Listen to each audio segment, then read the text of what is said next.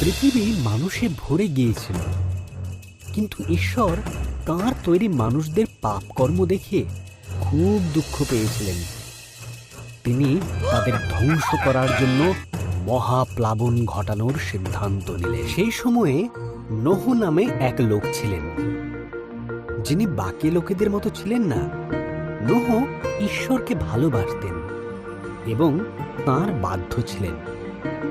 ঈশ্বর নোহ ও তার পরিবারকে মহাপ্লাবন থেকে বাঁচিয়ে রাখার কথা ভাব।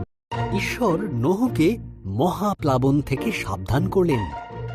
তিনি নোহকে একটি বিশাল বড় জাহাজ তৈরি করতে বললেন, যার নিচু ছাদ থাকবে, 3টি তলা, 1টি জানালা ও 1টি দরজা থাকবে।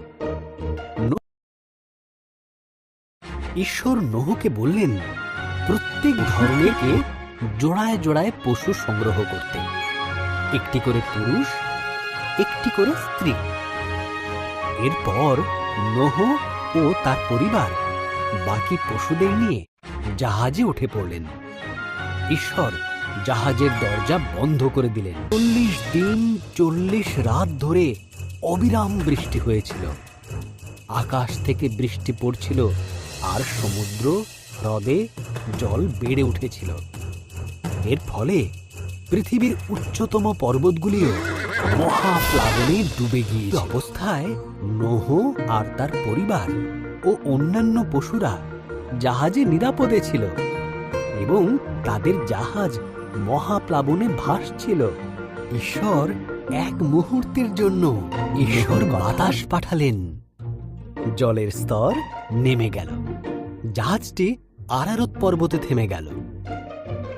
নোহ একটি ঘুঘু পাখিকে বাইরে ছেড়ে দিলেন। যখন পাখিটি আর ফিরল না, তখন তিনি বুঝতে পারলেন পাখিটি এখন নিরাপদে আছে।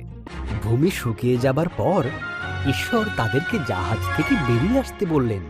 তিনি আকাশে প্রতিজ্ঞা স্বরূপ একটি মেঘধনু বানালেন, এই কারণে যে তিনি আর কখনো পৃথিবীতে মহাপ্লাবন আনবেন না।